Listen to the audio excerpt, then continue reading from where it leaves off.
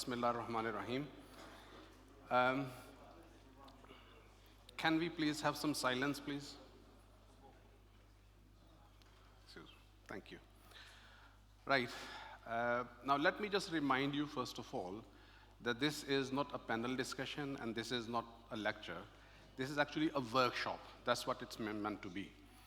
And what does it mean?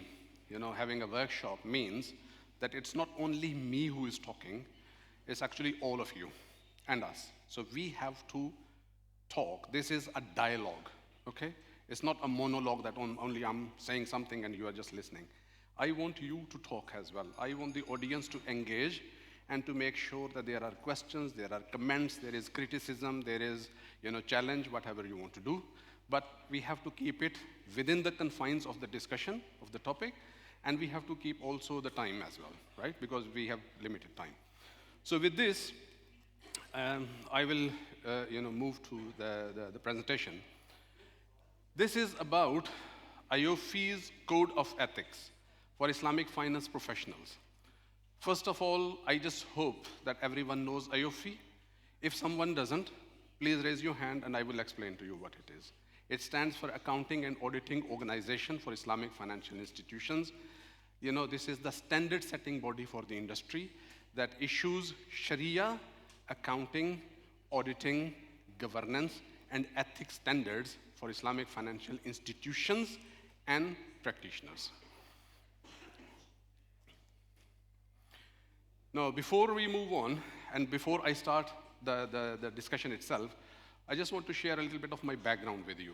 Why this is important, that you understand that what I'm saying, although it's about AAOIFI's Code of Ethics, but it actually, entails and it involves a lot of personal, experience, right? So over the last 20 years, I have been in Islamic finance industry with, very intense engagement at different levels, involved in setting up, new financial institutions, Islamic financial institutions, and many other things, under the banner of IFAS, Islamic Finance Advisory Services. We have done actually a lot of regulations, for different countries, and we do strategic roadmaps also for the governments, etc., always for Islamic finance. So we just do Islamic finance. My other venture has been actually, it was two of the ventures are these two, Islamic fintech companies that we have also initiated, and they were mentioned by Dr. Melih Turan this morning. So I have some exposure on the technology side as well, so 20 years of very intensive industry hands-on experience. And then finally is, my involvement over the last 9 years as a member of the board of AAOIFI's Governance and Ethics, board. So for the last 9 years, I have been involved in standard developing, setting in the stakeholder engagement, with the industry and so on. And, that has given us, alhamdulillah, a very unique exposure and unique sort of, insight into, what's happening in the industry, the real challenges on a daily basis. So for the last 5 years, I have been actually chairing the board as well. And, we have issued multiple, standards, alhamdulillah, that we are very proud of, that are helping the industry grow in the right direction with the true spirit of, Sharia. And one of those things that are actually we are very proud of is this code of ethics, right? So today's discussion is about the code of ethics that AAOIFI issued. I think it was about, 2 or 3 years ago. So today, there are 4 parts of, my discussion. So first one is ethics and the financial industry. Then the conceptual framework of AAOIFI's, code of ethics. Then an example of a violation of ethics. And then I have 2 case studies as well for you. Now this will very much depend on how the discussion goes. If we have time, we will do the case studies. If we don't, then we'll have to skip them. So let's start with ethics and the financial industry.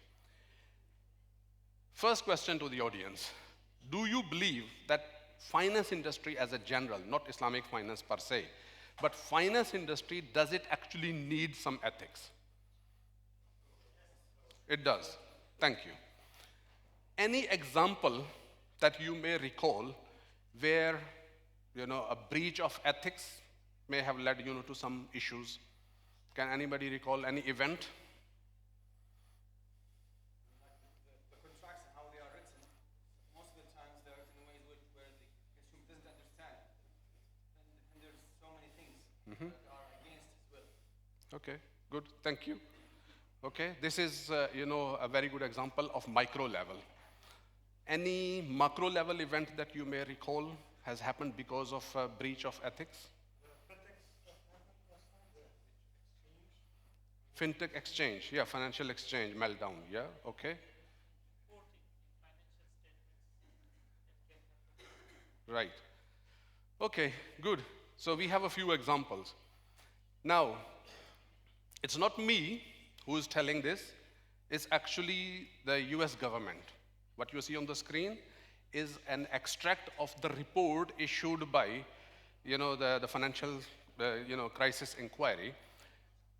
I'm sure that each one of you remembers there was a financial meltdown at global scale in 2008, right? You remember that? So many things happening, Lehman Brothers going down, many other investment banks, the banks who were considered to be too big to fail, they failed, right? And that caused a complete havoc to the world's economic system. What caused that? What was the cause? Securitization, okay. Shorting, okay, good. Yes, please. Greed, good. Okay, yes. Mortgage defaults, thank you. Why, so if you remember, I know it's a bit old now, 15 years ago, but I think, we still remember some of those terms that were used. Subprime, can somebody, recall this term used, subprime mortgages? Right? What were those subprime mortgages? That was, the financing or, issuing, home loans to people who were actually not able to afford that, right? And why did it happen? Because there were schemes in the market where, people were given the opportunity, the salespeople, right? If you sell this, you will get this much and that, and so on and so forth. And I remember perfectly. In that time, I used to live in the UK, and the market was structured in a way that, in order to secure a mortgage, all you need is actually two things. Your ID card, there's no ID card in the UK, so you have the copy of your passport or your driving license, your identification, and a simple handwritten undertaking, attestation. It was called actually self-attested mortgage, right? So you just attest that you have an income of £100,000 a year, or £50,000 or whatever. And on the back of these two things, this handwritten, note that you will give, no stamp, no notarization, nothing, the bank will give you a mortgage. I have seen this happening. And as a result, the bubble burst, and the whole world suffered because of that. That was actually a breach of ethics, right? So the report, the US government report is saying systematic breakdown in accountability and ethics. So it was not one person, it was actually a whole cartel of people that included, different layers of, the banking sector. It included, the ratings agencies, included even the regulators who actually failed to detect and, to remedy the situation. So there was a problem with integrity and trust in financial markets. There was erosion of responsibility and ethics. And then, the findings on borrower defaults and mortgage fraud. Has anyone seen this, actually two movies that I quote usually in this case is, Margin Call. Has anyone seen Margin Call? No? Okay, The Long Short? Yes. Okay. So I strongly recommend that you watch these two movies, right? The Margin Call and the short, the Long Short, because these two movies explain perfectly what happened in 2008, what led to that crisis, and it's actually a living example of failure of ethics and the economic issues that can be caused with those that breach of ethics. So this is the role of ethics in finance as a general. Now, when it comes to, Islamic finance. So, of course, we have two sides, to the industry. We have the institutions, Islamic financial institutions, and there are Islamic finance professionals. Now, this code of ethics primarily addresses, the issues related to Islamic finance professionals, not so much of institutions. So we are working on another code of ethics that will be specific for the institutions, but it's not, ready yet. So today we will talk about only the code of ethics for Islamic finance professionals. Now, what's the, the importance of ethics in Islam? Can anyone, can we resume the word ethics in one word? Arabic or Turkish? Yeah, akhlaq. So akhlaq or ahlak, right? And why so? Because our role model as Muslims is our beloved Prophet Muhammad sallallahu alaihi wasallam, right? And in his Sahih Hadith, he says, "Bu'istu li'utammama makarim al-akhlaq." So I was sent to perfect good character. So good character is actually, a requirement for us. This is not voluntary. This is not optional for us. This is not, okay, I'll do it if I want. No, this is mandatory. We have to do it because this is the direction that we have been given. And this code of ethics that we are going to talk about today actually is within, the framework of that akhlaq or, the makarim al-akhlaq that the Prophet ﷺ has left for us forever. Okay? Now, as I said, this code of ethics is, exclusively for Islamic finance professionals. But this is not the only code of ethics in the market, right? There are other code of ethics as well. For example, we have this code of ethics, for, the accountants and auditors. If there are any accountants and auditors in the, in the hall, you will know what I mean. And there is also the CFA Institute, code of ethics for, CFA professionals, right? So there are codes of, ethics already existing in the market, but the problem is that these code of ethics, they try to address some of the general issues that will happen in the professional, life of, a finance professional, but they completely miss the point of akhlaq, right?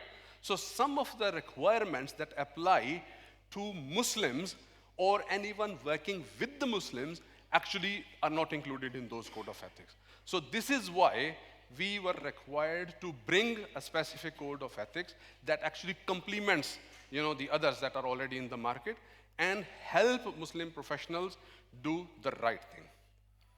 Now, this code of ethics, by the way, this is available freely online on AAOIFI website, so you can download it and you can read it and you can implement it as well.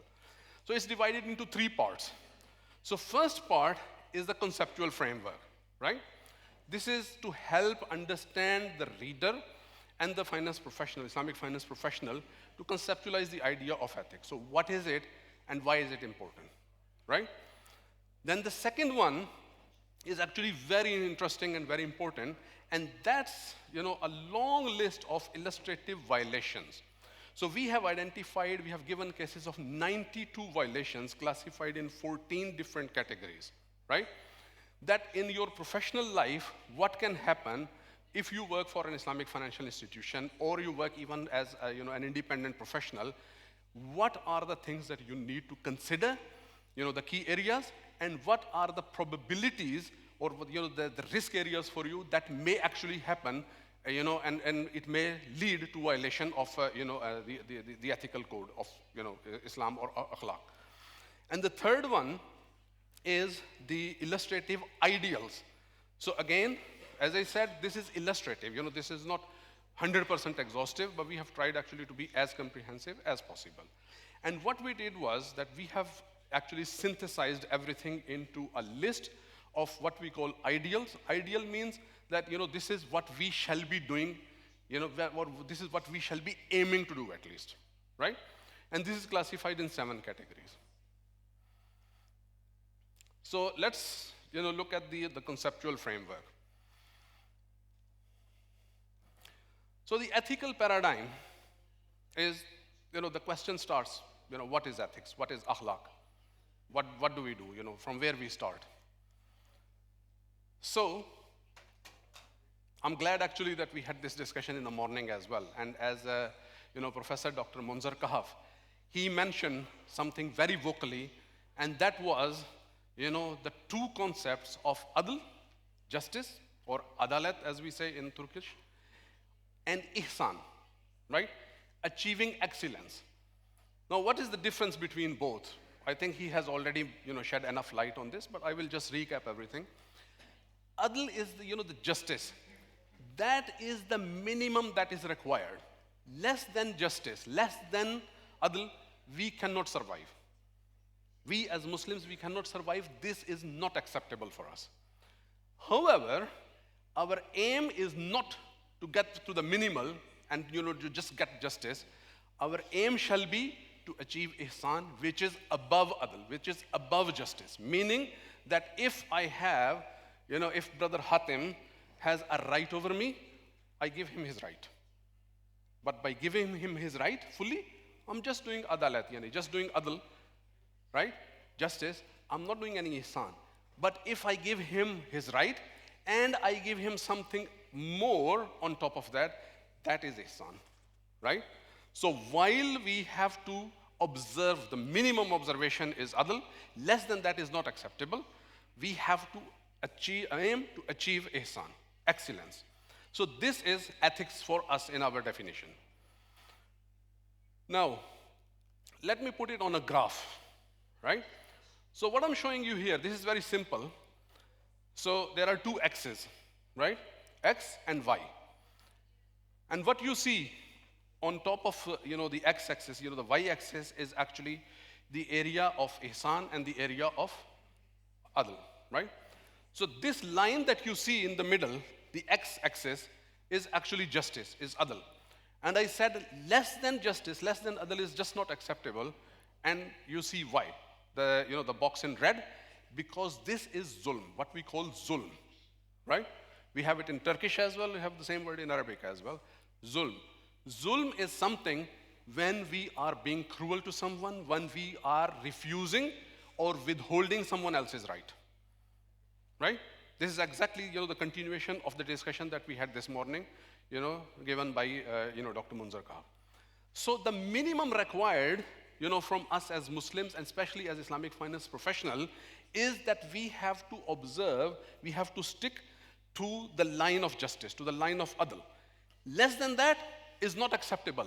That is not good for us as humans, that is not good for us as Muslims or as professionals. So we have to remain on the line of adl and always push us actually going above to the area of ihsan. And then of course, ihsan is something, that is again very subjective and it doesn't have any limits, right? So you can be, you can do as much ihsan as you want. But even having a little bit over, adl will be actually very, very good. And this is something that will, if we have this approach in our life, it will actually change the quality of life of everyone around us. Not only us, but everyone around us, right? Now, as I said, we have to stick to the minimal, which is, following the line of justice. But what does it mean? So we have, so I told you there are three parts of the, what you call the code of ethics. So the area of, zulm is actually covered in part, B that I said, which is violation. So you will have examples of zulm, right? So what are the violations? What will actually take you below the line of justice? And it will also give you the ideals, whereas part C, which is, how do you go to the upper level of ihsan. Okay, also important to note that current actions, they influence future actions. So what you do today will actually have an impact, will have a knock-on effect on what you do tomorrow and day after. So that's why it's, very important that if something happens, and for any reason, if you ever find yourself actually, going down on the curve, meaning, lower than the line of justice, you must make sure that you go back to the line of justice as soon as possible, Now, the line of adl, what that line of justice will be, this can be, again, very, very individual, right? This is not about, one line for everyone. It may be different, for different people. Can anyone tell me why, the line of justice will be different for different people? Come on, this is the test of, how many people are awake. Yeah. If you take, for example, your children, okay, and if you want to talk about, a grown-up child after the teenagers, Yeah. 16 years or so, Mm-hmm. you have another kid who's 6 years old. Yes. It won't be adil if you give him the same, if you give both the same stipend, or give them a monthly stipends. For example, if you give your eldest son a 20 lira and a 6-year-old another 20 lira, the 6-year-old doesn't need a 20 lira for his daily, let's say, life or needs. Correct. So that's not adl. Yeah. So the adl will differ now on the age or Yes. different. With different It's very with different contextual. aspects. Thank you. Any other answer? Yes?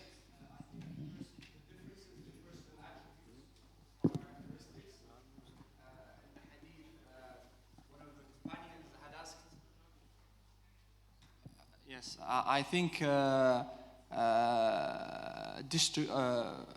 factor that makes the graph different for people would be the difference in personal attributes.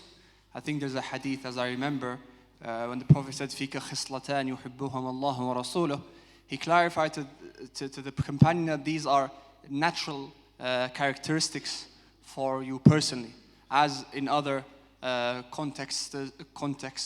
He had told another companion, إِنَّكَ إِمْرٌ ضَعِيفٌ. So the ability, the personal capability would affect the ideal situation, and it gives limits to what one could do. So Sure. This might be Thank you. an answer. Yes, please. The point here that when someone is doing something bad to another one, even if I punish the one who started the zulm, okay, I punish him only maybe physically or something one by one, but I didn't pay for the psychological effect that I did firstly. So the absolute justice is only in the akhirah, because Allah can do the same in psychological something and can let the other one pay in hasanat or sayyat or something like that, instead of the psychological side and any other casualties that not included. If this one who has the zulm is sown by his children, how you can pay for my children? Yeah. So that is the point. So the absolute justice is only in akhirah. Thanks. Thank you. I appreciate there's a lot of excitement, but probably we have to move on. This is very good discussion, and I wish we can continue, but we have to move on as well. Now, two things are also, very important for consideration here. It's not only, whatever has been explained, but it's also the context, the circumstances, because the circumstances may be different from one person to the other, one case to the other as well, right? One institution to the other. And the most important thing is that in a professional world, the responsibility, the role actually entails, certain types of, circumstances. Certain responsibilities will come with inherent, attributes, and those attributes will have an effect on the line of justice, for each person. For example, the CEO of an institution has a much, higher line of, justice, if you want, compared to, someone, working as a cashier, for example, right? So each one of them they have, but their responsibility, the role is different. Similarly, if I give you an example of the bank, like for example, internal auditor, their responsibility is different, their role is different. The investment manager has a different role, and so on and so forth. So each one has their own role, their own responsibilities, and the line of justice will be determined according to that role and, the circumstances that, that responsibility carries. Okay. So now, some of the key points of, this adl and ihsan. So we have to go into a little bit more detail now. So what does it mean? So this equation that I showed you, this adl, ihsan, zulm, and all that, what does it actually mean, in real terms? Yes, it's a very good concept, but how does it translate into the real world? And this is where, the professional responsibilities, they kick in. For example, what you see on the screen here is having the right intention, having the niyyah, or the niyat has to be correct, okay? And the second thing is the right mindset as well. It's not only the niyat, okay? We have to have the right mindset as well. The mindset shall be able to comprehend, to remember, and to, enforce, the niyat, and translate it into the actions. This is very important. The second thing is also doing the right thing. Now, we are always, in our daily life, just simple individuals, no professionals. We are, facing this, situation where, do I do this or do I do that, right? A very simple example. I'm driving. The red light is, I know that it's becoming red. So it becomes, orange. I know that it's becoming red. In a split second, I have to make this decision. Do I accelerate and pass, or shall I stop and wait until it becomes green? This is, sorry? You should run faster. Yeah. So this is, an example of that. Doing the right thing. What is right? Now, the right thing, in my case, will be what?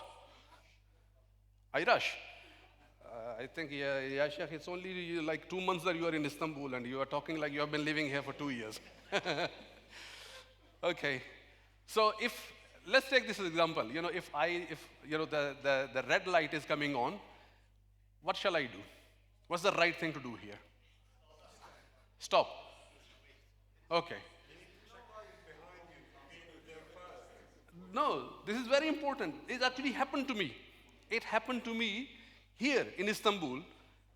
I was, approaching a traffic light. It's becoming red. I wanted to stop, and suddenly there is this fire engine behind me who's, just making this noise, the siren, and they want to pass. Can I stop now? No. The right thing at that time is to override, the red light and to pass. So what I did, I passed, and there was a turning immediate left, so I turned left so that they can go through. And to my surprise, the engine comes behind me, and the siren again. Oh, okay, sorry. So then I turned again to the right, and they come back. I say, Ya Allah, what do you want me to do?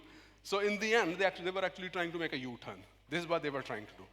The point I'm making is, on the surface, it looks like the right thing to do is actually to stop, wait for the green signal. In normal circumstances, yes, right?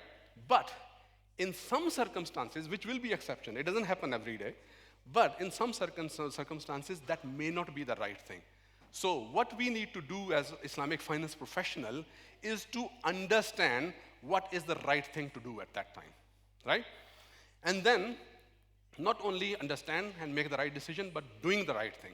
And then doing the right thing in the right manner as well. I will continue with my example. If by, turning left and then left again and then left again 3 times, I give way to the fire engine to make a U-turn, but in that, I smash, a motorcycle, who was parked, on the side, or I hit someone else, or God forbid, I cause harm or injury to someone else. I'm doing the right thing, but I'm doing it in the wrong manner, right? It has consequences. So, again, part of, the ethics is actually doing the right thing, having the right niyat, having the right mindset, making the right decision of doing the right thing, and doing it in the right manner as well. And then, the last one is engaging with others positively, right? So, whatever happens, we have to engage with others positively. Negativity is not good. It's never good, actually. I'll go into more details. So, the first one, having the right intention and the right mindset. I'm also giving you references exact to the text of the paragraphs, in the Code of Ethics. When you have time, you can read them. Is right intention means doing everything for the sake of Allah the Almighty, with the objective to gain His pleasure and reward, and to avoid His wrath and punishment. Okay? So this is the niyyah. And then the right mindset is being positive and hopeful of Allah Almighty's will and decree concerning one's life. So this is actually, although you will be thinking probably that I started with code of ethics, but now I'm actually going into Iman and, into all those things. But brothers and sisters, this is it. This is Islam. This is our deen.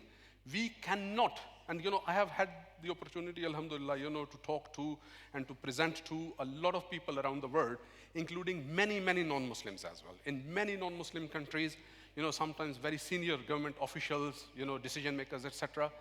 And I tell them, the challenge that we have is actually we cannot de-associate, we cannot de-link our religious practices from our daily life.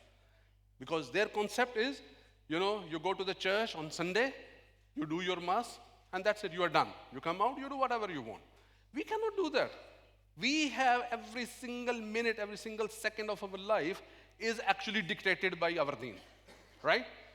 Our behavior, our thinking, our intentions, our actions, the way we speak, the way we behave with other people, the way, we conduct our life, in our professional life, in our workplace, at our, home, wherever, we have to do that.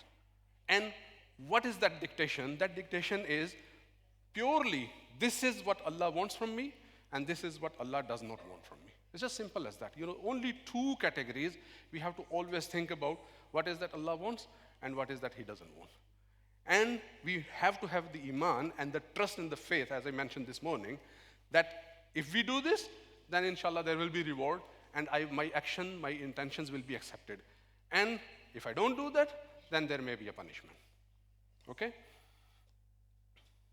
Now, doing the right thing is doing all that is sanctioned to be good, virtuous, and ideal by Sharia, but also, very important, the law of land. Let me remind you, and there are lawyers sitting, in the hall, that the law of land actually is part of Sharia. It has a place in Sharia. So unless the law of land is not contradicting with Sharia, right? It is actually obligatory upon us to follow the law of land, unless it actually dictates otherwise. So anything that is against the Sharia, breaches the Sharia, shall not be accepted and shall not be adhered to. But as far as it is for something good, then the law of land is also important for us, and we need to follow that. Okay? Then, doing the right thing in the right manner. So 3 things here are important. It has been actually broken down into 3 layers now. First one is proficiency. So achieve absolute mastery in your field of expertise.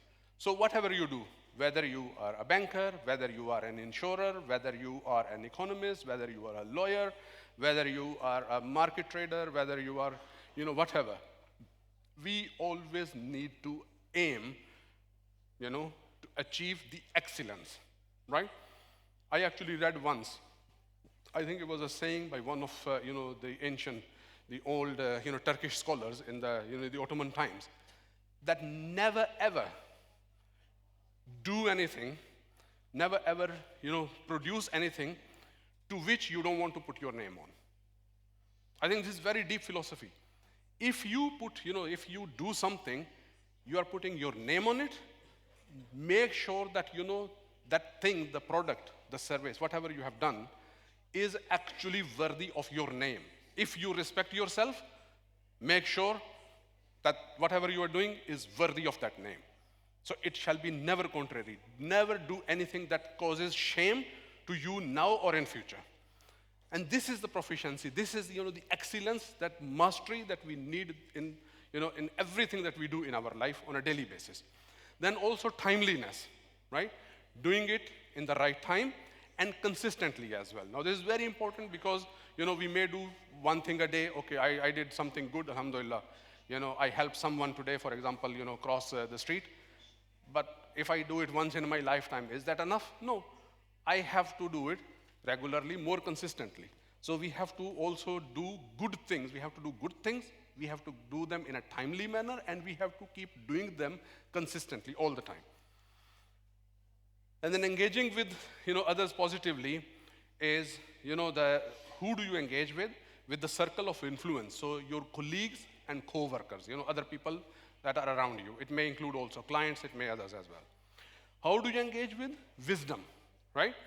What to say, when to say, and how to say, okay? And sometimes just not to say at all, right? And then, trying to become a role model all the time.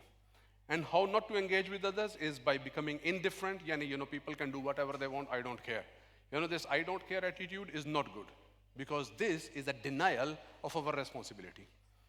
And also being, negative or, being patronizing as well at the workplace if you want.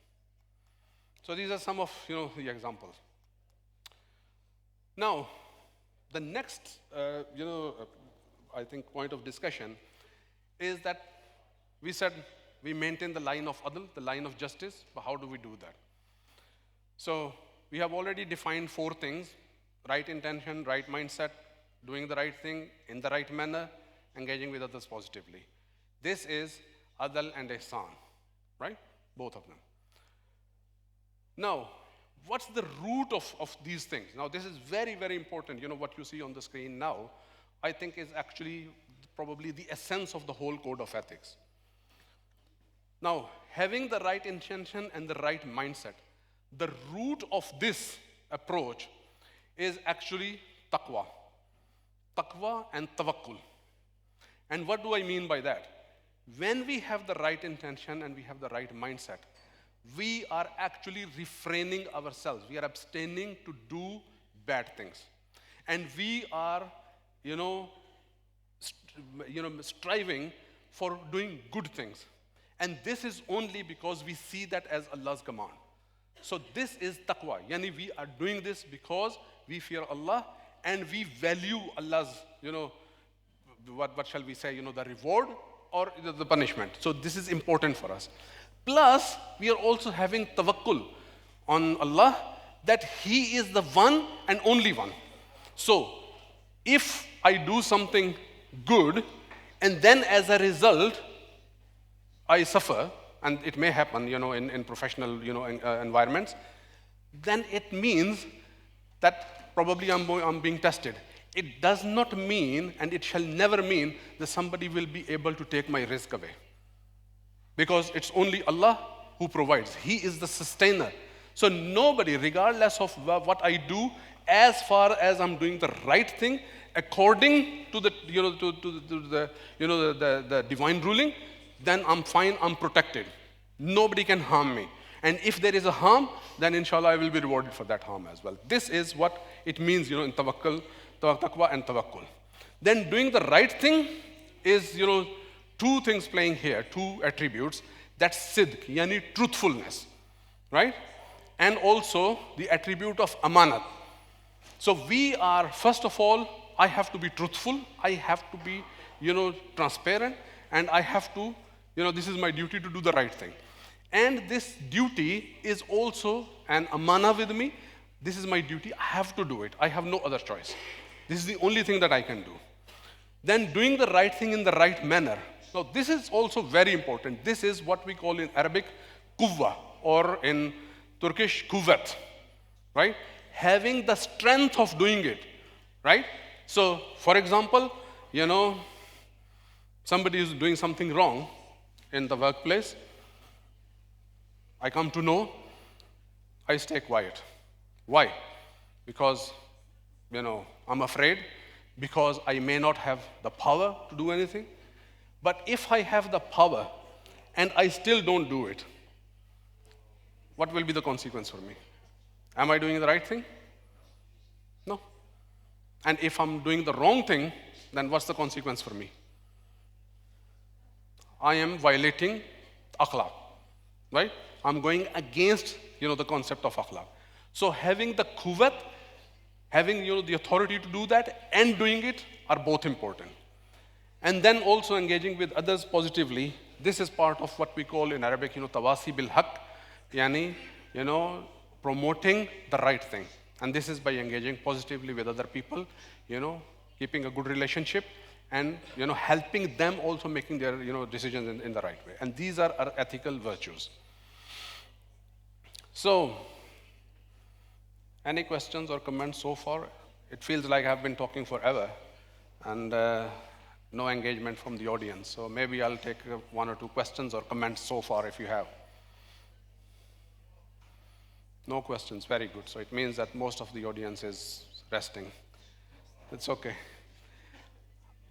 Right. Now the million-dollar question is, how do you respond to some of the most common or routine ethical issues at the workplace? Can anyone give me an example of, an ethical, issue or dilemma at the workplace? Whatever professional environment you work in. Can somebody think of anything? Yes, please. Yes?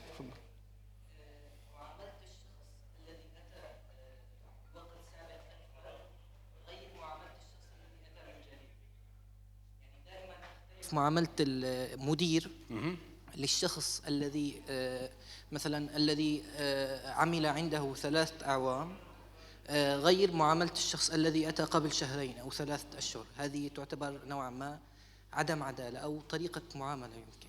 طبعا شكرا. So I hope that it has been translated for most of the people. Okay, any other example? Right. Yes, please. I'm Zain Sharif. I'm HR, especially in payroll. So in some cases, for example, for some person that I know that they should have owed or take money for that specific things, but for the rule of or for the role of the company that I shouldn't or they shouldn't have this money. So in some cases, yeah, I know that if I fight for that, that may harm me, but I know that this is his right. He should be compensated for that thing. So whatever I'm doing or whatever I'm gonna face after fighting, that thing that I should stick to ethics and should stick to moral, whatever what is gonna happen after that. So yeah. Thank you. Very relevant. Thank you so much. Yeah. Okay. So let's see that these the ethic the protocols that we saw, the ethical virtues, how do they translate into some of the things. So the having the right intention, the niyat and the right mindset. So this is self-accountability protocol. This is about yourself, right? I am accountable for what I think. I'm accountable for what I do, and I am liable for everything. Then also the doing the right thing. So when we said doing the right thing, so doing the right thing means that if I am not doing the right thing, that means that I'm actually avoiding responsibility. I am avoiding a liability. Then, doing the right thing in the right manner, this can be related, decision making, and, it can be also engaging with others positively. So if I do not handle the issue properly, then there may be, a violation, escalation, that may be happening, and it may cause more harm than if it was, addressed in the beginning. So when we are faced with a situation where only, one person, meaning, me, I'm aware of, my unethical action, how do I respond, right? So it can be something that, I did myself. It could be a simple thing, I incurred, or I claimed, an expense that I incurred, personally, but I added it to my business claim, right? So for example, I traveled to Dubai, and that travel was, for my own purposes, but I put the expense, the air ticket as my business claim. So the business pays for me. So nobody knows about it, right? So what do I do?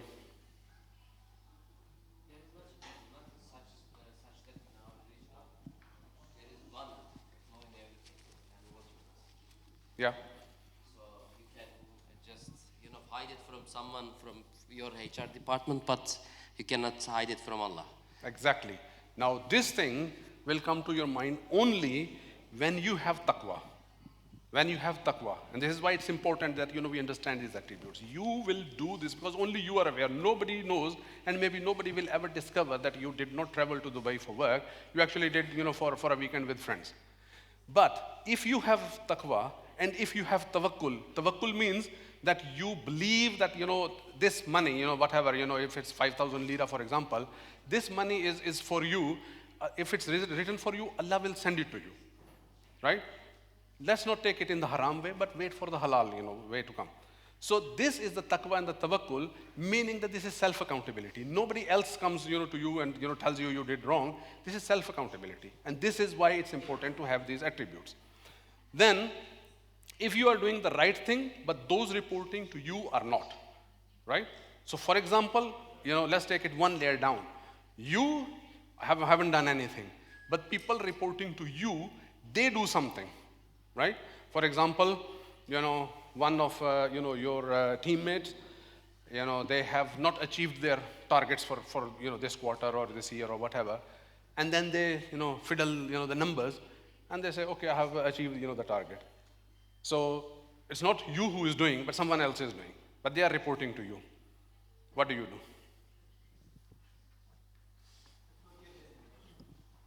Sorry? Forgiving him.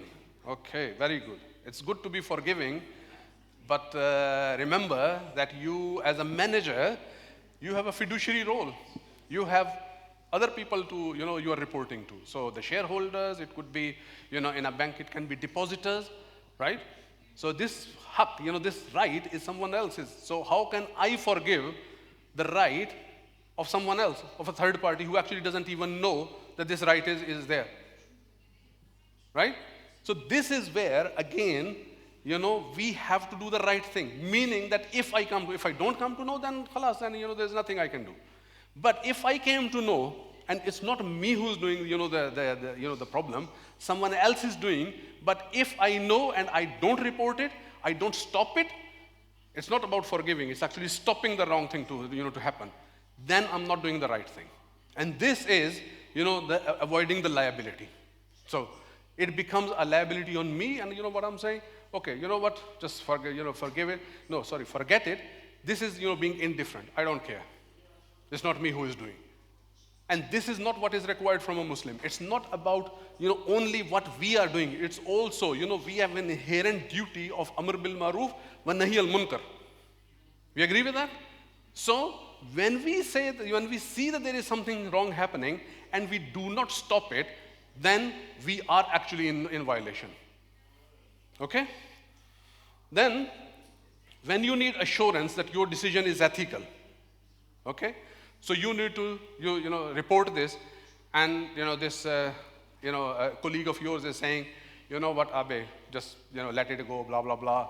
I will fix it next quarter, so on and so forth. I'll do double shift, I'll do something. I'll, get the money back and so on. So how do you, will you listen to him, or will you ask him, okay, I will, do something, I will help you, but you return the money at least, right? So this is, again, the decision has to be right. The decision has to be ethical as well. And this is, referring to doing the right thing in the right manner. And then if you witness an unethical act by another Islamic finance professional, then, you need to also understand that how do you escalate this? How do you, report that so that you, of course, it needs to be stopped, but stopping doesn't mean that you cause more harm. As I said, for me, taking 3 tons, left to give way to the fire engine doesn't mean that I have the right actually to just bulldoze everyone on the way. So I don't do that, right? So we have to do all these things in the right way as well. So this is very important. Okay. So some of the illustrations, this code of ethics is actually very, very detailed. I'm just touching the surface here, right? So you may be bored a little bit now, but I think it's important to go at least through, the overview. So some of the violations that may happen of these ethical virtues, we have tried actually to put them into, some categories. So transaction related, right? So it can be, in finance, it can be even just normal trade, mis-selling, misrepresentation, or insider trading, right? These are all transaction related violations of ethical virtues. If you have the insider information, then you should not trade. Similarly, mis-selling anything. Yes, this car is perfect, brother, no problem, never had an accident. When actually the car was repaired, it had an accident. This is mis-selling, yani. Very common problem that I have seen in financial institutions is, I remember when we launched the first takaful, operator in the UK, we had this issue very, frequently. Because it was a new concept, so people who understand takaful, there may be, a refund of your, contribution, takaful contribution in the end of the year, right? So the sales staff, they were trained, but then the sales staff could not understand between the difference, the subtle difference between there will be a refund or there may be a refund, okay? So they kept telling people, yes, brother, there will be a refund, inshallah. Nobody knows there will be a refund. It's very much contingent upon how the takaful operation goes. If the takaful pool is profitable, then yes, there may be, a refund for everyone. But if there is, the takaful pool is not in excess, then there cannot be. This was actually detected in Sharia audit, and we had to remedy this because this is a violation, right? And this is actually even, it can be penalized from a regulatory point of view as well, because we are promising something. We are saying just by change of wording, there will be a refund is different from there may be a refund, okay? So it sounds only one word, but it actually changes the whole context, right? Then in terms of culture, we have this very common issue of backbiting, this indifference, as I said, I don't care, blah, blah, or whatever, if we get the results in the end, then that's fine. How do we get the results? It doesn't matter. No, it does matter. How we get the results is also important. It's not only the end result, it's also how do we get to the end result. Then leadership management, again, this is very common, and I think a lot of people will probably have some sort of example in their career of discrimination, abuse, or breach of fiduciary responsibility and duties, etc., and so on. Then between people, there can be harassment, there is slander, invasion of privacy, people talking about others, people meddling into other people's affairs. All this is not good. This is not good akhlaq, right? So when we talk bad about someone, when we do the ghibat, then technically, we are committing zulm.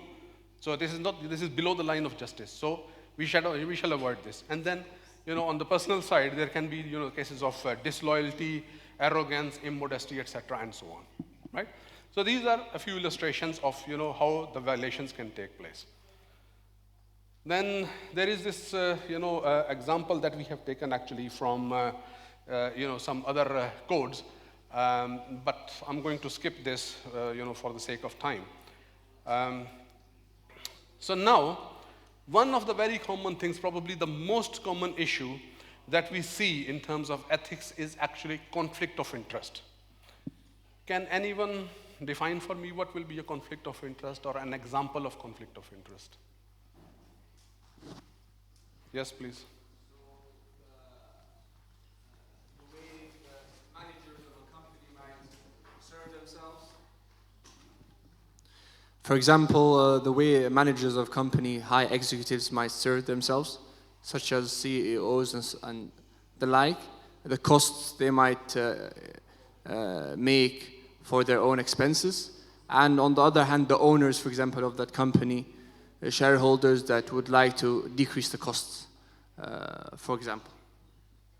Thank you.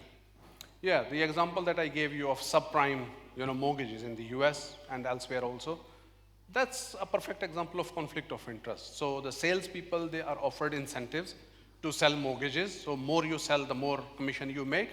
And in that quest, because there is, a relatively weaker, regulatory control over the mortgages. So what they do is that knowing that, the person is actually not, able to, financially afford that, the repayment of the mortgage, they will still approve it because it's in their interest.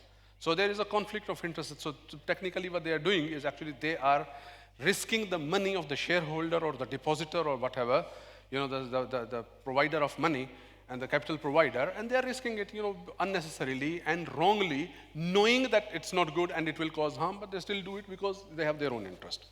So this is a very common issue that, we will face on a daily basis, and it comes in different ways and forms. So if we have, so now what I'm going to do is actually, there is actually a breakdown of, this conflict of interest. So what do we do, right? If there is a conflict of interest, then how do we assess, what to do? So first of all, is this a serious conflict of interest? So it can be, something very simple, very small, where we can just make a declaration and say, if I'm, for example, I have an account with a certain bank, and my brother is the branch manager. If I go to that branch, then, the brother may try to help me, but, in that case, either I shall avoid going to that branch, or, tell the, what shall I say, the credit approver that, my brother is a branch manager, so at least they know, right? This is not a serious conflict of interest, but sometimes it can be very serious and consequential in the case of, the example that we did. So conflict of interest, is it serious? And then, is it work-related or not? So, if it's work-related, then is it positively related or negatively related? Okay? So positively related means that, yes, it can be an issue. For example, I have a company, right? And, I have, shares in a bank, for example, or I have, a bank as a client, and I tell them, can you finance this company, right? So this is something that is a conflict of interest, but it may be positive as well, because, it doesn't mean that if it's my company, then, I must avoid at all cost. But it may be negatively as well, because the company may not be in good shape, and by influencing the credit decision, I'm actually benefiting from that. So that can be, the positive or the negative, connotation of the conflict of interest. And then, for example, it's negatively related, then it could be simple as use of, office resources. For example, my son has to, he has prepared a thesis, it's 150 pages. I don't want to print it, on the office, on the home printer, because it costs me money, or I simply don't have a printer. So what I do is, okay, just email me, I'll print it in the office. So I'm printing it in the office, 150 pages of colored, copies and stuff and so on, 2 copies each. Nobody knows, yeah. Is it okay? Is it good? No, it's not, because I'm using the office resources that are meant for business, not for me, okay? So again, we have to break it down to that level. So not being used or being used. And then also, the representation of what does it mean. So it may mean that, I can actually go to, whoever is, the decision maker, the right decision maker, and I can say, okay, this is what I need. My home printer is not working. This is required urgently. Can I print it? They say, yes, no problem. So, okay, I can use it. But if they say, no, this is not the company policy, then, I shall not be doing it. I shall not be doing it at all. And then, also, if I can distance myself, from, this conflict of interest, as I said, in some cases, for example, and this is, by the way, it happens to me sometimes. For example, I am in, actually, let me give you the example of, IOFI's Governance and Ethics Board. So, we were talking about, we were actually developing the, the standard for external Sharia audit. And my firm, IFAS, actually does a lot of external Sharia audit. So I had to make this statement to the board as a member that I have this interest here, right? So when I say something, it will be purely on the basis of my experience in the field of Sharia audit. But please make sure that I will do my level best, that, indirectly, my company or the companies like my company, they do not unduly benefit from it, right? But if I do, somehow I arrange or I facilitate actually, the standard to be drafted in such a way that actually creates more work and more opportunity for my company or the companies like me, then this is a very serious case of conflict of interest, right? So how do I, interact in that case, and how do I manage this conflict of interest? Okay? And then finally, do we have the authority? And, is that authority sufficient actually, to resolve that conflict of interest and so on? So the bottom line here is that this is a sort of, continuous process that we have to keep on, whereas, this is an ongoing check for, severity of the conflict of interest. What does it mean? And, does it require a simple disclosure? Or shall I withdraw? Shall I say, okay, guys, I will not be part of this decision because it actually has a direct link with me. Okay?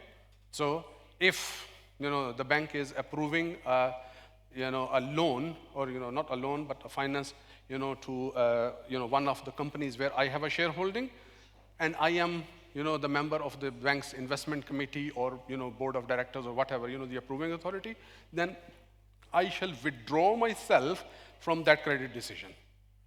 And the other members of, the body, they need to know that, I'm doing it purposely and the decision shall be taken without me. Okay? So here, I'm giving you an example of a conflict of interest in finance, right? So I'm not sure if everyone will be able to actually to read this text. It's a bit small, but this is, just an imaginary,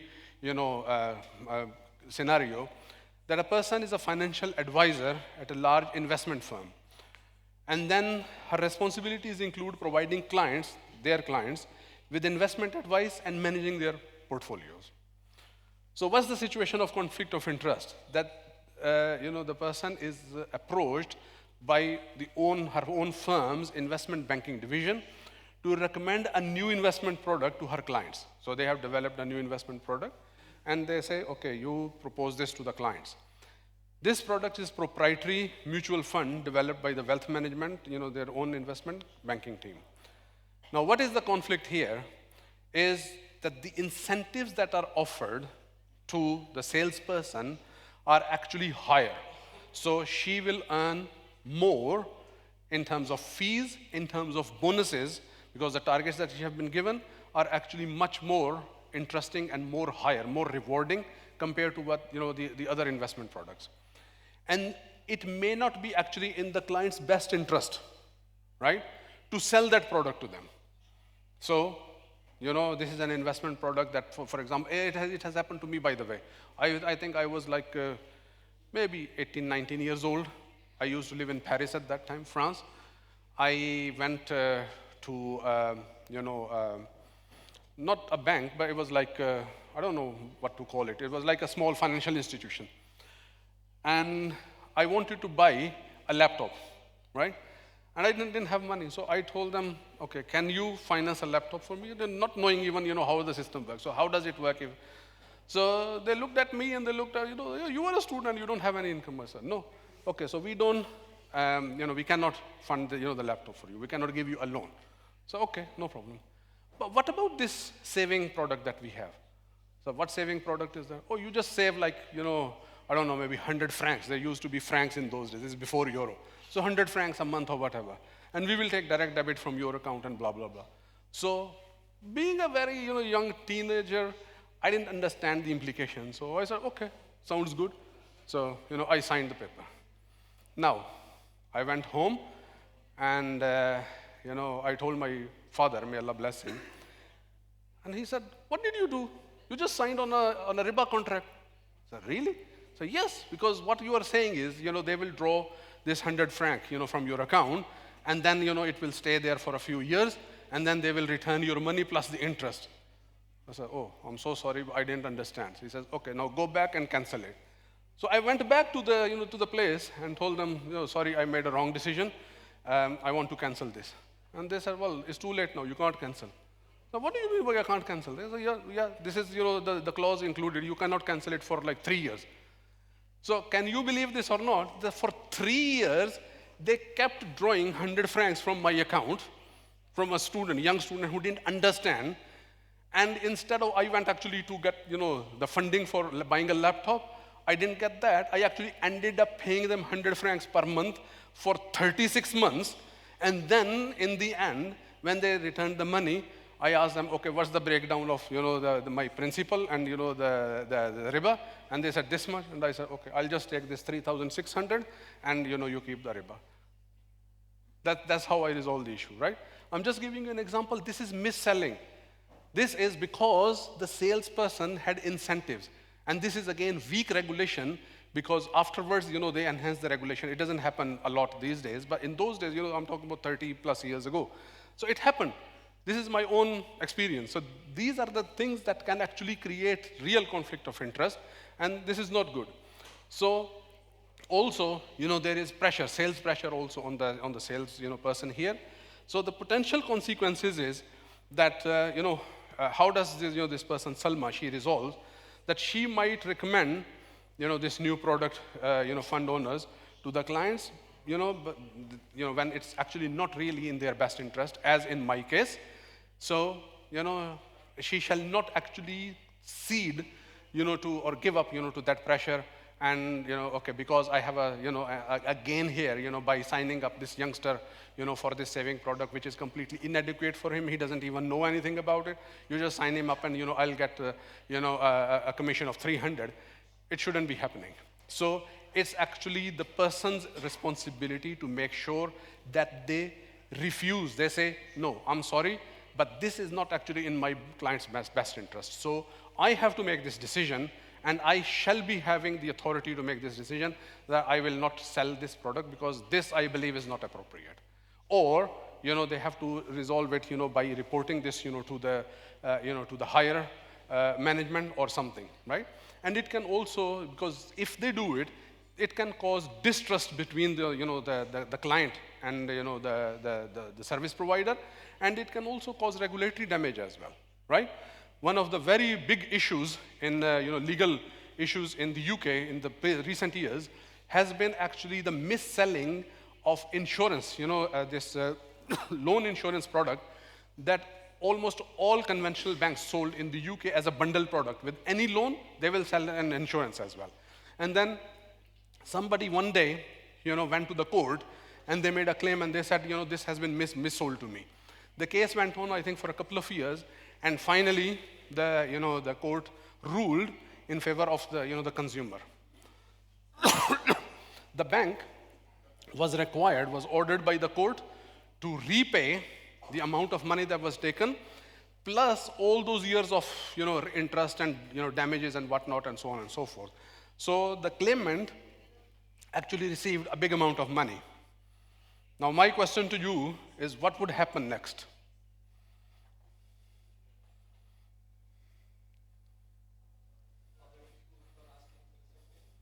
Excellent. There was a rain. There was actually a flood, not a rain. There was a flood of those claims against every single bank in the UK because all of them were doing the same. As a result, the banks ended up paying billions of pounds, not millions, billions of pounds, because there were endless claims. To the point that they actually had to make, provisions in their balance sheets because of these. These claims, they continued for years, and until now they are continuing. This is what happens when, we do these things, and, this is because somebody is actually trying to be smart and to, invade this ethical space. Right? Okay. Sorry. I just want to ask Brother Ibrahim if he's in the hall.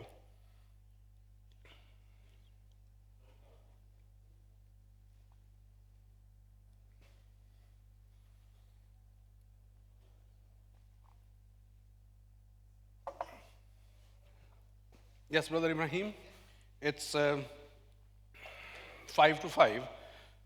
You want me to continue with 2 case studies, or shall I hand over to Dr. Umar? 6 minutes, so if you can go through one of the case studies quickly. Okay. Thank you.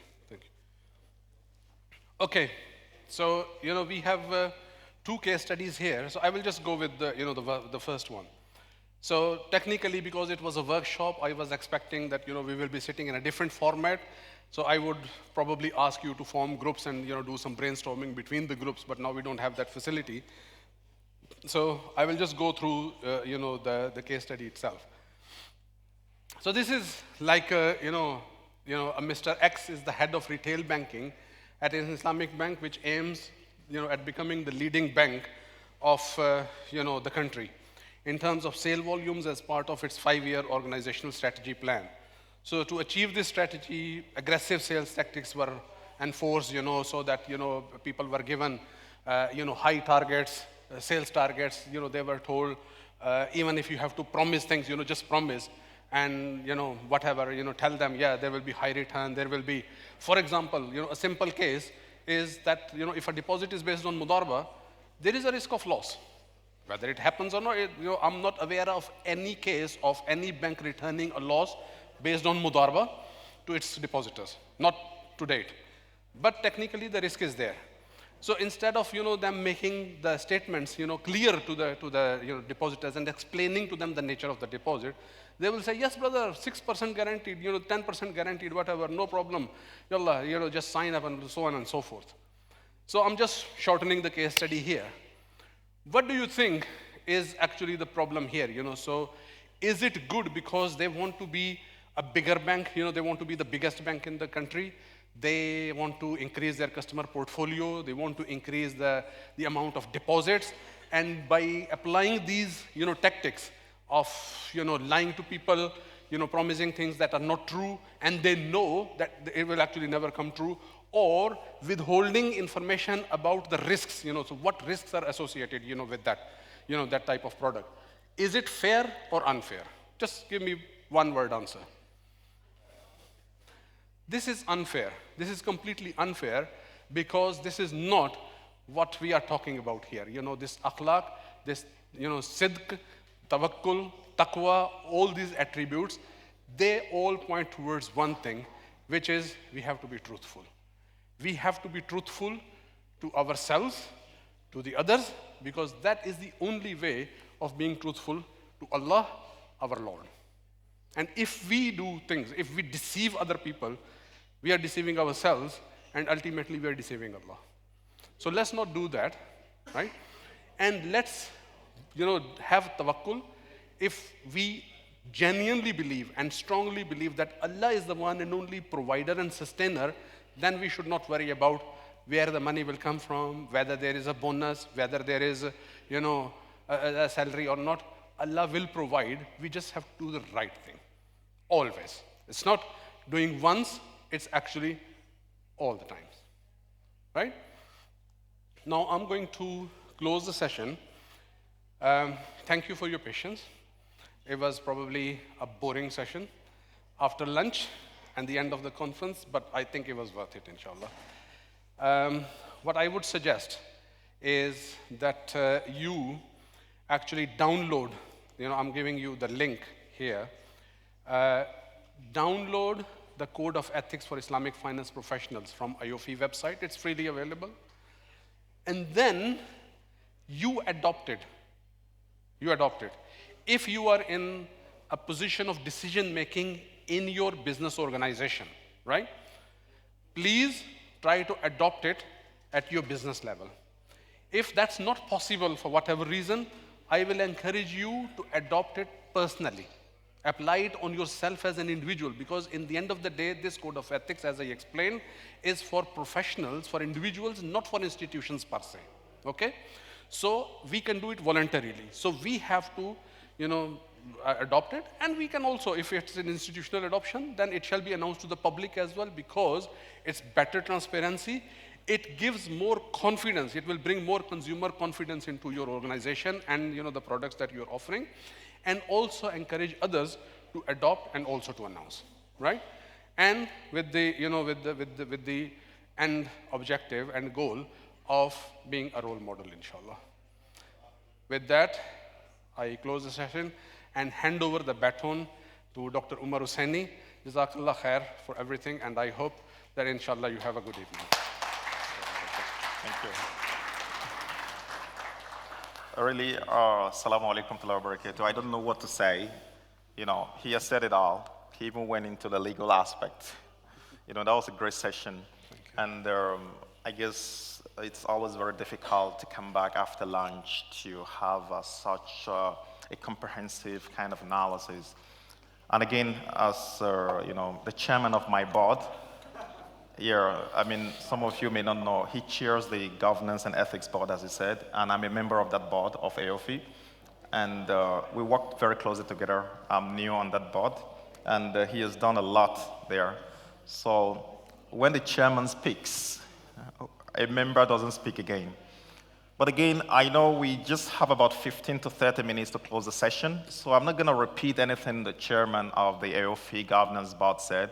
Oh, I can see another member here. We have a few members of the AOFI Governance Board. Prof. Kabir Hassan is here as well. So basically, my role here is to kind of go into the legal cases. But again, I must sound this caveat here. There's a reputational risk. I'm not going to be here to show you the names of banks where they have violated code of ethics. No, don't expect that from me. You know why? We don't wash our dirty linens outside. Yes, we've seen a number of violations, but I'm not going to stand here in front of you at a summit organized by AlBaraka Foundation, and we're all here and showing you the names of banks. So I have anonymized the case studies I'll be showing you. They are real cases, I have to tell you that. And for some of you who know about law and who can actually search cases, you can search on your own and find some of them. And you'll get the actual names. People have actually gone to jail, they've been put behind the bars just for violating ethics. But it depends on the level we're talking about. But again, it seems we are still a bit kind of sleepy. I'm also sleepy. I got my coffee here. But again, I can't ask you to go out there and grab your coffee. So the only thing I'm going to do is to tell you this. Now, when it comes to code of ethics generally, we talk about doing the right thing at the right time, in the right manner, as Brother Farrukh mentioned earlier. Again, I'm going to go back to the example of driving. You're driving and you get to the red light, or the red light is coming. You got the amber one coming, right? It's showing. It has turned from green to amber. What do you do? What do you do once you're driving, you're getting there, it's turning from green to amber? What do you do? No, please, let's be factual. I'll tell you what I do. Huh? You accelerate, yeah. That's why I said you run faster, earlier, yeah, basically. I'm not saying you should do this. This is the wrong thing to do. But naturally, that's what we do as human beings, Actually, it was a joke somewhere, they were asking someone, they said, okay, when you say green, what does it mean? Green? Go. Red? Amber? Run faster. Yeah, amber means run faster. Actually, that's a joke. Don't do that. Yeah, so I just wanted to start with that. And again, it's natural. It's part of us as human beings, We always want to, to beat the law, the rules. So I'm just going to walk you through very quickly. Most of the things I'll be discussing today have been discussed, actually. So I'm going to skip this, so don't worry. I'm not going to keep you for the next 1 hour, even though I was supposed to spend an hour. So I'm just going to spend about 15 to 20 minutes and leave. Now, all these have been defined. We all refer to the AOFI ethics code, so I'm not going to go into this. Recapping the history, I don't think you need that for now. The chairman of the AOFI Governance Board has told you to go and download the AOFI Code of Ethics. It's available online freely. Now, why do we have to discuss the legal implications? This is extremely important. We talk about personal kind of responsibility. If you see somebody doing wrong, you stop. These are personal things. Backbiting within the office, it's normal. Slander is normal. But when do you think this could lead to a civil or criminal liability? This is what we're talking about. This is beyond regulatory sanctions from your regulator. We're talking about situations where the whole thing will lead to criminal or civil liability. This is serious. So you wouldn't want to find yourself in such a situation. Now, let me start with one thing we have noticed, and we did a research many years ago relating to fatwa shopping. And this relates to transactions. Now, you could have some violations in the execution of the transaction. Now, I'm even taking a step backwards. During the structuring of the product itself, during the phase of product development, you could have some violations there. Have you ever seen this? Who has witnessed fatwa shopping here? You're in the industry, of course. You're going to witness that. Any other person? I saw some hands at the back. Seriously? You've seen it before? Not my paper on fatwa shopping. I'm talking about real case study where it happened in a bank. So I saw some hands up, and this is quite concerning. Now, this is even talking about while you're developing the product itself, not when you're executing the product. So we've got to be careful. And really, I'm sounding this kind of note of caution to finance professionals who work in banks. I'm a structurer. I've structured a lot of products, and don't worry. I mean, this is something we know. You have to ensure profitability. That's the target, as much as possible. Sharia compliance is important, but again, we'll leave that. Yeah, we'll take it to the Sharia committee to convince them. It's fine. And sometimes, oh, this is live, okay. Sometimes I'm trying to kind of control myself. I don't want to say certain things because it's live on YouTube. Yeah. Sometimes, you know, we've seen situations where whenever the structuring team is preparing a product, you know what? They don't share all the documents with the Sharia committee. Who has witnessed this before? Where they withhold some documentation. These are key ethical issues. Because when we talk about mis-selling, we talk about slandering, most of these come, you know, as part of a relationship or when you're selling a product, basically. But in developing the product itself, what do you see? Now, for me, these are major violations, and it was because of this, you know, we had to work on this kind of fatwa shopping research. People were afraid of saying anything about it, but we had to look at the legal implications. That was one. The second fatwa shopping research we did many years ago, when I say many years, I mean 2013, 2015, we actually looked at the aspect of consumer protection. So you look at the breach of code of ethics, that leads to the violation of your ethical principles, and ultimately, you're abusing the rights of consumers who know nothing about Islamic finance, who are just Muslims, who want to do their things in accordance with Islam. So this is a fundamental thing we need to see as finance professionals. I don't know how many of you work in banks here. I know bonuses are everything, you know, we always run after these. We want big bonuses at the end of the year. But ultimately, you can get 5 months, 6 months bonus, whatever, at the end of the year. And it can just go up the thin air. Haba and manthura. Just like, you know, blown away. Why? Just one sickness or anything. It can happen. So that's why when we talk about the Baraka, you know, we had this discussion in the morning. There was this panel session in the morning chaired by Sheikh Farrukh, you know, where, you know, discussing the issue of Baraka, you know, when you give, how come your wealth reduces, right? Allah subhanahu wa ta'ala promises you, you know, La in shakartum, la azidannakum. Yeah, if you're thankful by giving, Allah will increase it. Now, increasing actually can come in different ways, material or otherwise. So bonuses and all this, really, I don't really kind of care about this. You've got to be concerned about your values. And that's why here we're talking about the legal implications. So breaching, again, when there are major breaches, you have issues relating to operational risk, Sharia non-compliance, or reputational risk. We should be more concerned about the reputational risk for the whole industry. Financial risk is fine. You lose some money. Let it go. Counterparty risk is fine. Credit risk is fine. Okay, the person goes, default. But reputational risk actually will bring down the whole industry. That was what we nearly faced during the Dana gas debacle. But alhamdulillah, the courts actually saved us. I would say saved us because, you know, I come from a background where we were issuing sukuk at that time on a monthly basis when the market issued billions of dollars in an institution somewhere in the world. And suddenly you have this Dana gas case saying everything you have there is not valid. The purchase undertaking you have entered into are not valid. So it's going to affect the whole industry. The same thing, if there are multiple violations of ethical codes and these are escalated, it's going to affect all of us as an industry. So we've got to be concerned about this. So that's why we have to have this discussion. Now, legal implication, I'll just jump to, you know, yeah, this is important. This is the question I would like to ask. I know you had this question earlier from my chairman. Now, I'm going to ask it in a different way.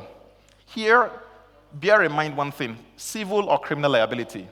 Now, can you share any experience of a breach of code of ethics in any Islamic financial institution that led to civil or criminal liability? What I mean by civil is somebody sues the bank or yourself as a manager to the court. You are in court. Or somebody has to go behind the bar. To prison, that's what I mean behind the bar. I have to use these other terms, you know. So, have you ever witnessed this? Anybody? Oh, really? Do you want to share? Sure. Please don't mention the name of the bank here.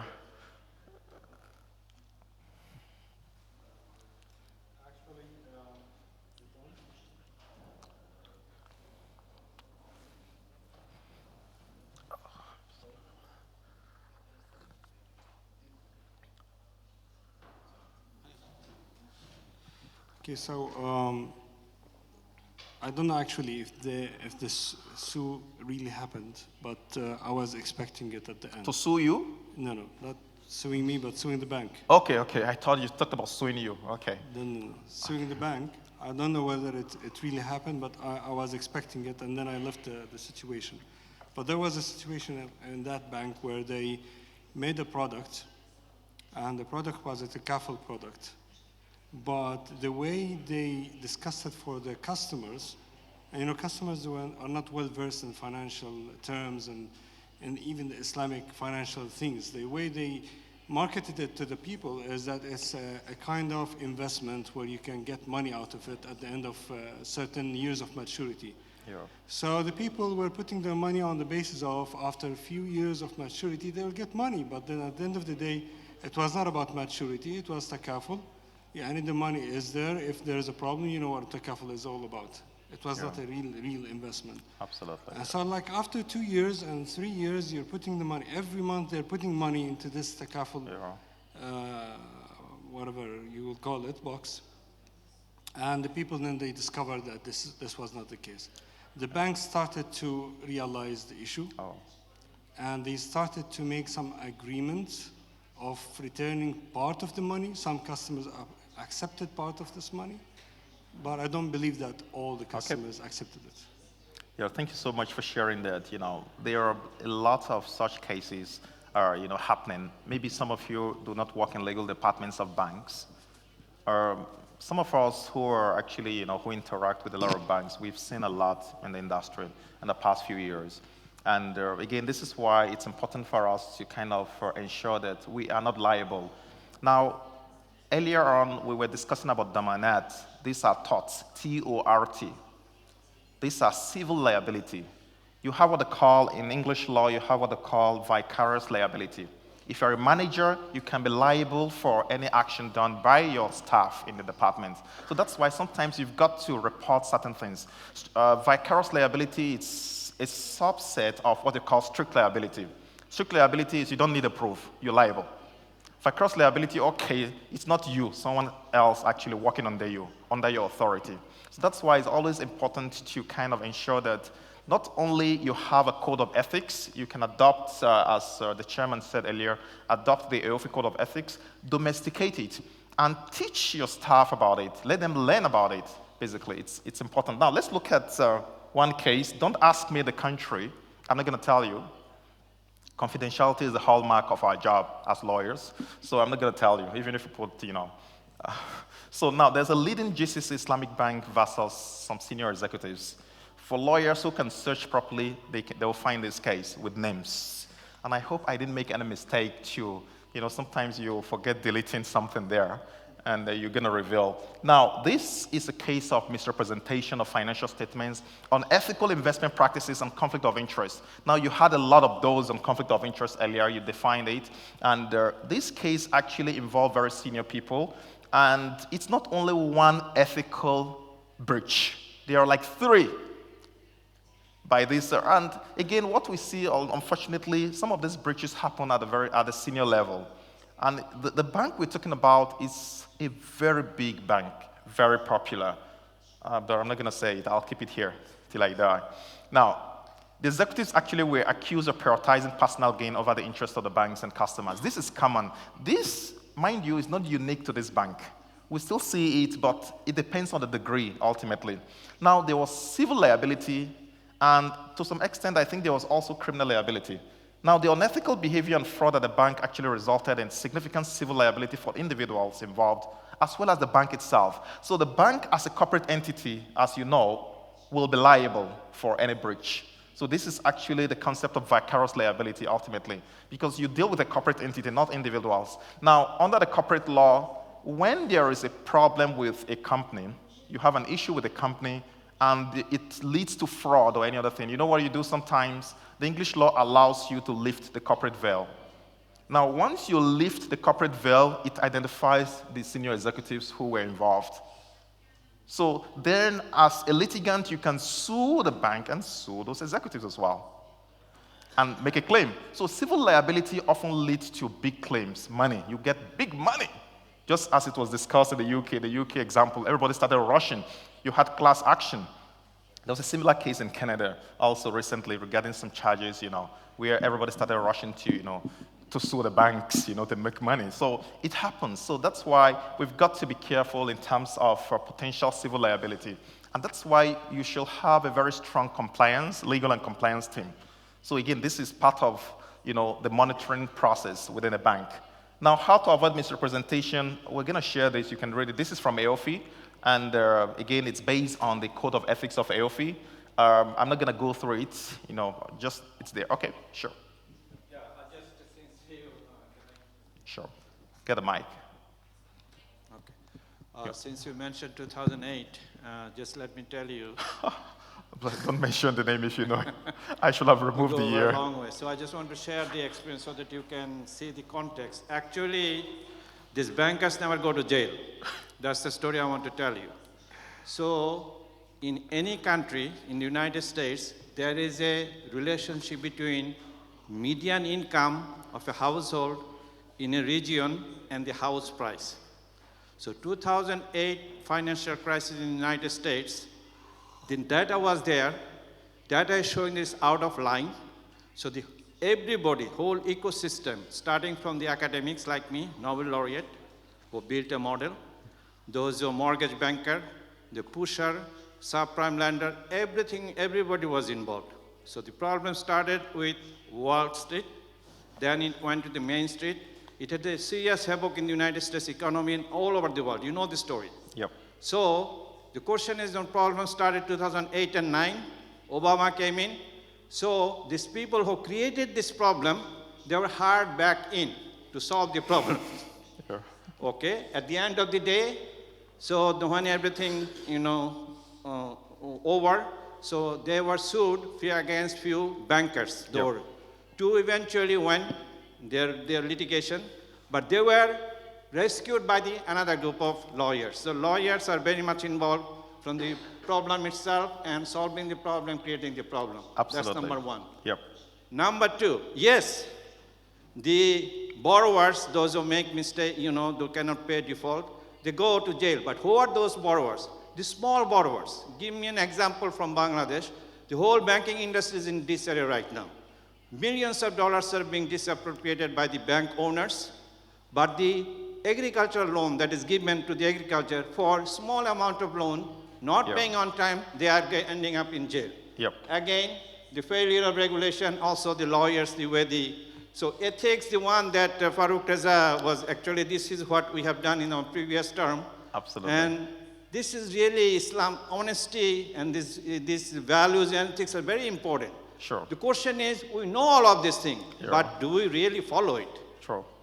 I just want to share Thank you so much, Prof. Kabir Hassan. Now you've heard from the 3 members of AAOIFI Governance Board in the room here. So, you see, I can imagine if you actually see the level of debate that goes on within the room whenever we're coming up with standards under the leadership of Brother Farrukh. It's always intense. We spend so much time, people dedicate their time from all over the world, trying to come up with this for the best interest of the industry itself.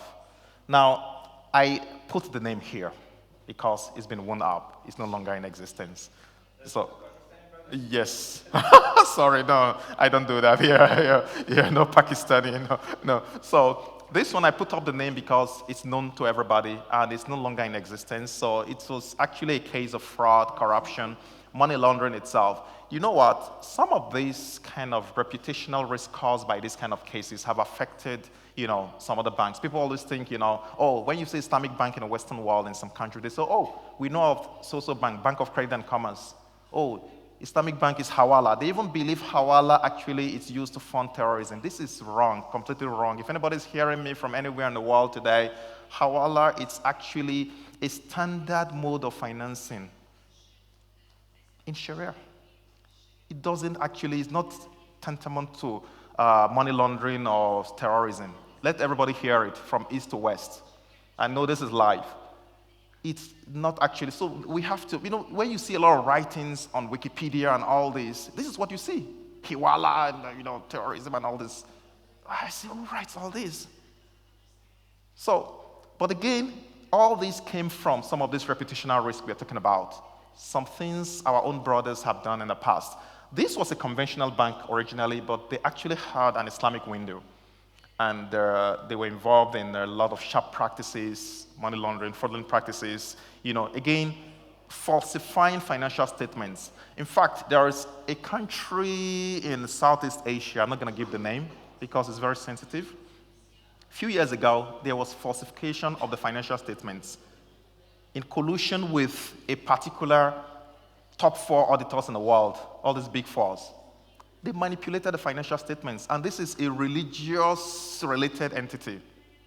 Very big. You can't discuss the history of Islamic finance without mentioning the name. So all these things happen, but again, some of these are not really public, and that's why we cannot give these details. Most of the things you see is falsifying financial statements. So these are critical ethical issues we should avoid. Now, how to avoid bribery? Again, you've had a lot of discussions in the morning from Sheikh Raza, so you can actually go through this in your own later. Now, insider trading case. This actually is hypothetical. This is not real. Because I was trying to check the law reports to see whether we can find any that relates to Islamic finance. I couldn't get any at that time. So again, when you have Bank ABC, largest banks in the world, operates according to Islamic principles and provide a lot of services, what is the scenario here? An executive within the bank obtains confidential information that you're going to know about a potential kind of merger, and you know what it means when you are having a potential merger. So you quickly kind of inform your friends to buy. Again, this is wrong. So again, you've been walked through the process earlier by Sheikh Farrukh, relating to how to determine whether you are conflicted, whether you're sitting on a board or you are actually involved in a transaction. So you can always go through that. Again, I will repeat, violation of code of ethics is not only something maybe leads to termination, it could lead to potential civil or criminal liability. How to identify it, again, you can go through, it's in AAOIFI, this is from AAOIFI as well. Conflict of interest, this is a real case, actually. And this is a bank in the GCC, a very prominent bank as well. And again, this was a case involving a dispute between the employer bank and the employee. The employer actually had some information about the employees' kind of other businesses, with third parties. But again, they didn't take any action. But the employee was terminated based on certain things he did, relating to that, the business. And, they found themselves in the court, and the court ultimately dismissed the employee's claim, finding that the bank had taken reasonable steps to manage conflict of interest. This is something very important. So if there's conflict of interest, the steps you take matters. As Sheikh Farrukh mentioned earlier, you've got to document some of the steps. If you're sitting on a board and they're discussing a proposal from you, what do? Okay, I'm withdrawing from this. I don't want to be involved in the decision making. I want it recorded. Tell them to put it in writing, because that will protect you in future in case anybody raises any concern. So the steps you take, even though there's a conflict of interest, actually matters. Many of you here are very senior people. You might be sitting on boards of banks. You've got to be careful. When you're pulling out, don't just pull out, I'm leaving the room. No. Tell them to put it in writing in the minutes and record it, that you were not involved in the decision making. Why? Put the decision so that nobody goes against you in future. So in this case, yes, the court actually agreed with the bank that they took steps. They documented everything, and that was it. How to avoid it? Again, I think you've seen this earlier. You can walk through it also, through going through the AAOIFI standards code of ethics. Now, Miss Sally's scandal, this is real. Actually, this is a real case as well. Again, you can read this up. I don't want to kind of waste so much time today on some of this. The message I'm going to pass today, it's more of, if you violate the code of ethics, you could have potential criminal or civil liability, not only just termination or kind of reprimand from your employer. Now, in conclusion, the legal implications of breaching the code of ethics for Islamic finance practitioners are significant and far-reaching. These are things you need to know. You have the personal liability and you have that obligation also to the whole industry. Always think of the wider implication of what you're doing. What you're doing here means the reputational implication, reputational risk to the whole industry. Whatever you do could affect all of us. So let's actually be careful in terms of what we do. Now, misconduct, again, unethical behavior, all these we've identified also could lead to financial loss. You know, when we talk about civil liability, your bank is going to pay millions of dollars, as you heard earlier. So financial losses as well, apart from the reputational risks.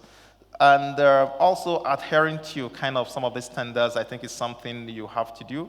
And also ensure that while you're trying to be competitive, there's no harm in making bonuses, big bonuses in banks. No, it's okay, make your money.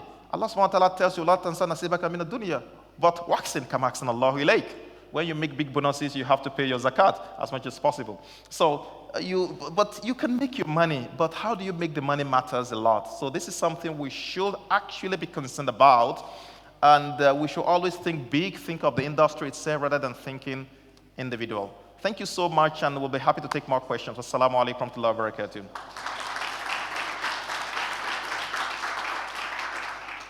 I've been told we're going to take a few questions, and we're going to call it a day, not even a day. I'm going to close the whole conference. You're going to come later. Okay. Questions, please? Yes, please. Someone at the back.